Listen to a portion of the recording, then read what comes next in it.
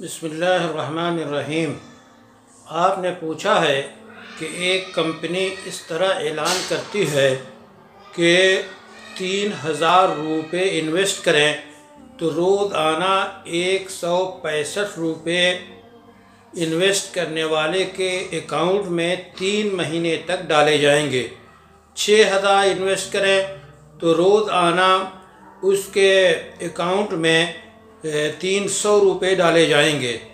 15,000 invest करें तो उसके अकाउंट में 850 रुपये रोज़ाना डाले जाएंगे। 30,000 इन्वेस्ट करें तो 1800 रोज़ाना उसके अकाउंट में डाले जाएंगे।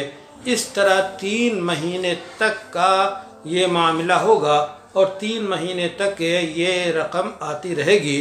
तो ये मामला जायज़ है या नहीं? जवाब हाजिर है कि इस्लाम ने तिजारत को जायज़ किया है। अहल्लल्लाहुल बैअ व हर्रमर रिबा, और सूद को हराम किया है। तिजारत के जो तरीक़े बताए गए हैं उसमें ये है कि तिजारत में हलाल तरीक़े हों, जायज़ तरीक़े हों, ऐसी तिजारत ना हो जिससे किसी को नुकसान पहुंच रहा हो। ये जो तरीक़ा पूछा गया है इसमें मुतय्यन कर दिया गया है कि 165 रुपये रोज़ाना 3 महीने तक मिलेंगे और इसी तरह और ऐलान के मुताबिक पैसे मिलते रहेंगे।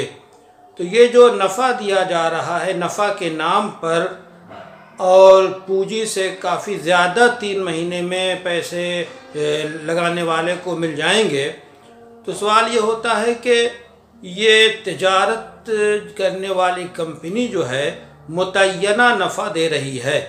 मुतय्यना नफ़ा देने की सूरत में तिजारत में दोनों काम हो सकता है, नफ़ा भी होता है, नुकसान भी होता है। अगर कंपनी को नुकसान हुआ तो सिर्फ कंपनी नुकसान में रहेगी और पैसे लगाने वाले को कोई नुकसान नहीं होगा।